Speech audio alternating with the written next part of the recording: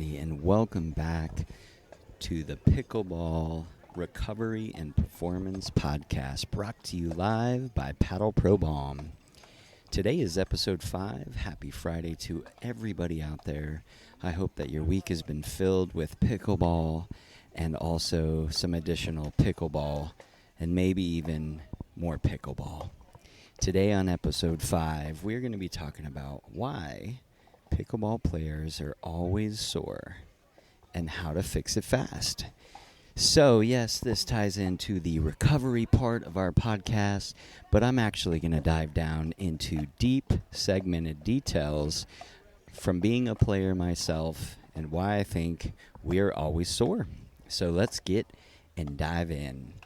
Welcome, everybody. It is the podcast again, episode 5. And today we're going to be talking about pickleball recovery, muscle soreness, how to recover faster, performance tips, and all the details segmented into that sector of why the heck we're always sore. So why is it that pickleball looks so easy, but everyone wakes up sore the next day, right? I know you're with me if you're listening.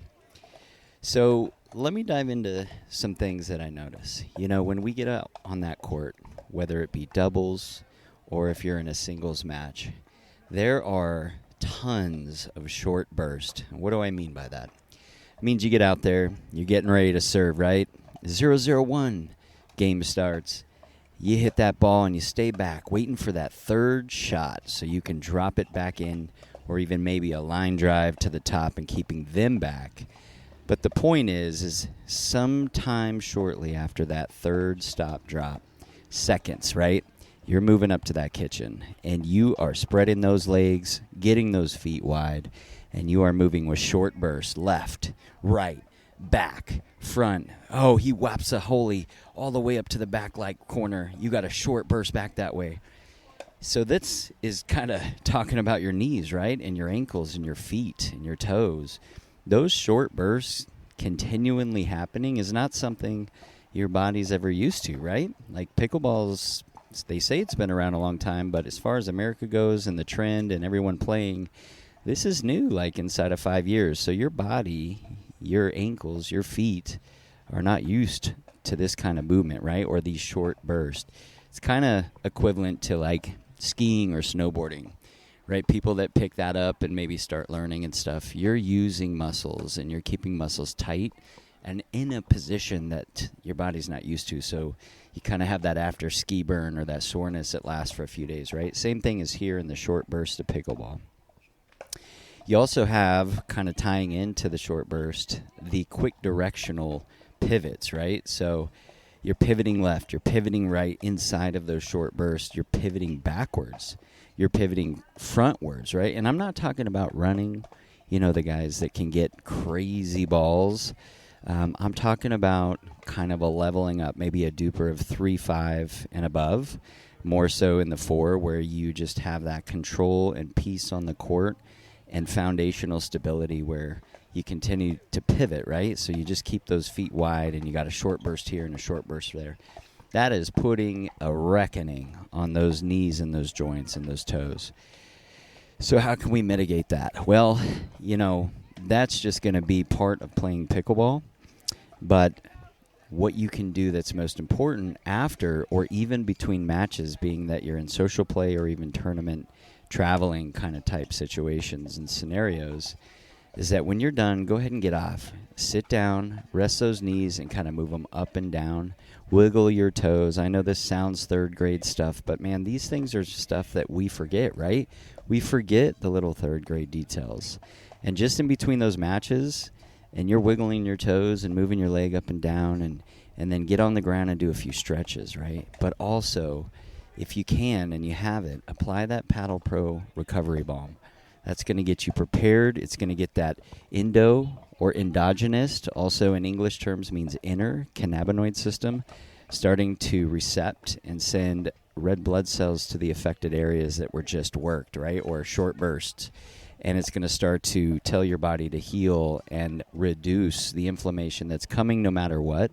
But if you do this immediately to mitigate that, it's all about that inflammation, baby. So you got to get that inflammation down so that you can recover from these short bursts and you can start rocking out and get back on. But at the end of the day, most importantly, is when you're done with 6 tournament sessions or 3 hours of open play, you can get back on the court next day or in 2 days, whenever you are getting back. But also just to add longevity to those feet and knees and ankles and stuff. So that is very most important on the short burst perspective.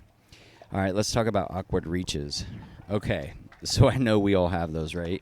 You're stretching, you keep your paddle out, right? Your arm straight, paddle kind of horizontal, and now you're at the kitchen line. And on top of the short burst, you've got these, right, awkward reaches, right? Those awkward way to the right reaches, way to the left reaches.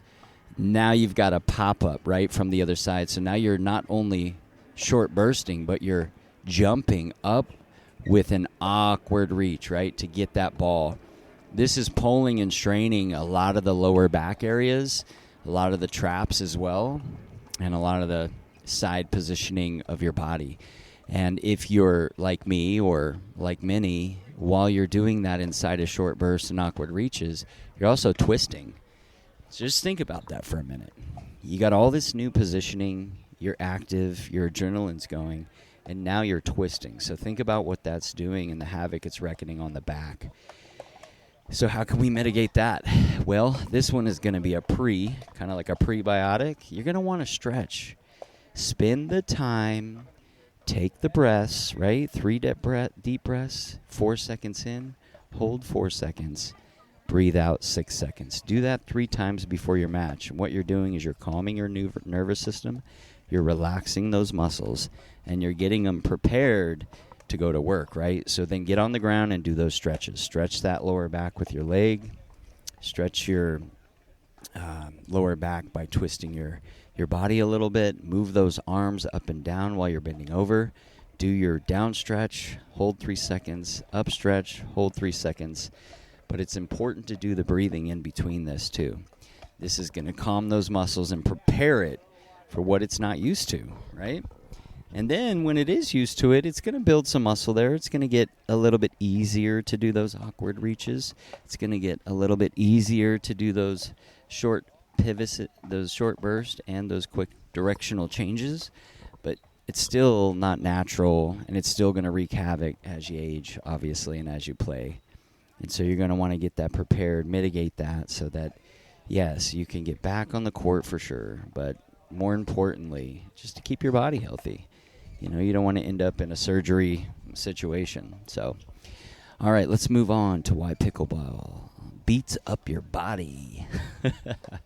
You all know what I'm talking about. Beating up your body on the court is just something you walk away and you're like, what the heck just happened? Anyways, a couple things that I've noticed is, and I've called them explosive stop and go movement. Now, this ties into short bursts, but it's explosive here, right? So you are engaged, you're 3 games in, you're past the honeymoon start day stage, and all of a sudden you're just engaging with those explosive stop and go movements. Obviously, if you have a visual mind or even not, while you're doing that, you are wreaking absolute volcanic havoc on those knees and those joints and those feet and those ankles and your back. So you got to, just keep that in mind. You also, on top of that, have repetitive swings, right? Your elbow, your shoulder stress, especially if you don't have proper technique yet or haven't been in any kind of one-on-one training. And a lot of players don't warm up or properly, recover. So on these notes, explosive stop and go movement, repetitive swings with your elbow and shoulder stress, you want to stretch. I cannot stress the stretch. It's like night and day. And look, I get it. We're fast-paced. We're showing up to open play. We got to go to work after. We have a business meeting at noon, whatever it may be. So in your mind, you're just trying to get in and be rushed to get that game in. But let's not forget why we're there. Why are we there? We love to play pickleball, right? So we should learn and put it in a habit to love the pre-stretching and the pre-breathing, the warm-up, right? I mean, all sports do it. But when you do this, it doesn't matter if you're going to be a little late. You got to do this. You will not only play better, but you will feel better. And then after, right? If your club has like cryo chamber or anything like that, or if you're close to a hot tub, cold plunge, or steam room, sauna situation, start implementing those into your pickleball life routine, all right? Because if you're anything like me, pickleball is not going away in my life and my passion for a very long time. It is something that I found that is so mentally and physically balancing to me that I love it, and I'm grateful for it, and I'm grateful that it's a part of my life. So you got to be grateful, that you can still wake up and do those stretches and do those things that I'm speaking about. That's very important. Don't be one of the players that don't warm up, and don't be one of the players that do not recover properly. Okay? The key line is basically pickleball isn't hard on your body because it's intense. It's hard because it's repetitive and sneaky, and you are not properly pre-stretching, pre-warm-up, and recovering properly. So let's talk about the most common pain points, all right? So this is basically what I've seen over a period of 3 years, all right? So the most common, to me, in my opinion, pain points are going to be the pickleball elbow. That's also called tennis elbow, but pickleball here. Your knee soreness, tight calves, Achilles, and your lower back stiffness, all right? I'm just going to ask myself, what hurts after I play? Now, I'm 41. Every case is going to be different, right? Many people have stronger bodies than me, weaker bodies than me. I mean, we're all different. We're all built different. But what hurts most for me, I would say, is basically tight calves. Now, in the last couple months, I have been experiencing some knee stuff, but I run on the side. I like to run, so I think my knees are in good shape. I also take a lot of really good supplements. So for me, it's definitely the tight calves. Matter of fact, 2.5 years ago, I was playing a lot, like all week, many hours a day, and experienced and pulled a calf muscle. And I was out 45 days. That was insane. But just a quick tip, I used the Paddle Pro Balm, and that's what healed that, on top of using some BPC 157. Which is a body-protecting compound peptide that's just mind-blowing and is, in my opinion, is going to heal a lot of people's lives. But anyways, tight calves for me. But whether it's knee soreness, pickleball elbow, which is tennis elbow, or your lower back, again, I cannot stress enough. You got to get those stretches in. You got to do those breathes. Calm your body, calm those muscles, and I promise you, you will feel much better. It'll suck at first building that habit, but that's like anything, right? And once you get it and it becomes habitual in your life, then it's just natural. And anytime you're in that setting, it triggers that habit response, and you'll start to feel better and play better. You'll win more matches. People will look at you and say, "Hey, man, great playing, great awkward stretch hit there," and that's cool. It keeps us going. It keeps us passionate. So a couple things where you can simply recover that fixes anyone is obviously the stretching, like I said, both pre and both post. So I don't care if it's 6 minutes before, 6 minutes after, or if you do it in the morning when you wake up out of bed, or at night. Just get that in. Just work on 12 minutes a day. Split it up, 6. Okay? Also, hydration. Now, your muscles need to be moist, right? Hydrated, so they can stretch and grow and take in oxygen, right? Nitric oxide. And one of the biggest things I'll tell you guys, all these packets and companies out there, hydration this. If you see a packet that's supposed to be a hydration packet, right, a powder, and it's got 42 ingredients in it, throw it away. Don't buy it. That's all the fluff. You don't need that, okay? You need potassium. You need sodium, okay? Sodium does not raise blood pressure when it's unfiltered, okay? It's only processed salt that does that. So my advice is I really like a Finland wet unfiltered sea salt. You can get it on Amazon or anywhere, but I put a pinch of that in my water a couple times a day, even if I'm not playing. That's the best absorbable type of hydration that actually goes into your cells. where you're actually hydrated. So your muscles will stay hydrated there. You can also add in some creatine. I don't know what you believe in creatine or what you've heard, but I believe creatine is a major, powerful source to our body. Saturating our body with creatine and helping that water actually get to the muscle inner areas is huge. Women and men, 5 grams a day. You don't need this load thing that people talk about, load up 20 grams. No. Just start with 5 grams a day and just take it every day for the rest of your life. And with that pinch of sea salt and your stretching, it's going to help you be recovering faster, but also prepped before matches, which is obviously very important, right? All right, so later that day, let's talk about after play days real quick. Heat therapy, cold plunge therapy is huge. Now, people think you need 3 to 10 minutes in a cold plunge. No, absolutely not. 3 minutes a week, and I don't care how you break that up, okay? I think it's actually dangerous for our bodies to do cold shock like that for long periods of time, but moderation and switching it up and breaking it up, just focus on 3 minutes in a 7-day period. I don't care if it's 30 seconds one time, but you need to add the hot right after it, okay? So let's get that rocking. Gentle movement, maybe 1 day a week you go for a walk or you're walking the dog a couple days a week. This is going to be huge with your stretching. But the next day, you don't really want to go 100 miles an hour again, right? Back-to-back tournaments, just get that stretching in. Just take care of your body. Just these very simple things that everyone should be doing is going to keep you living longer. It's going to give you longevity. It's going to help you feel better, which is confidence in the mental state.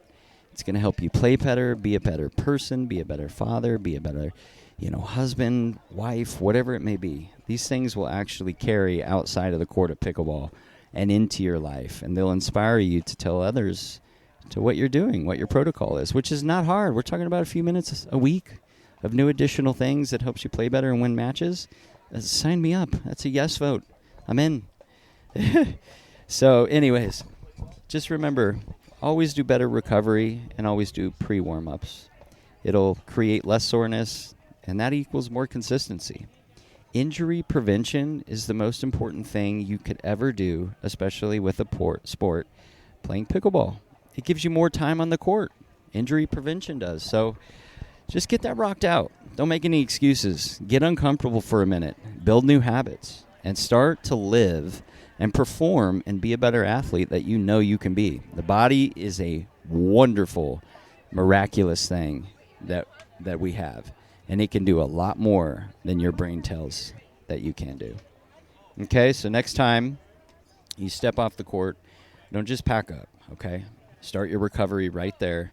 That's the difference between playing once a week and playing every day.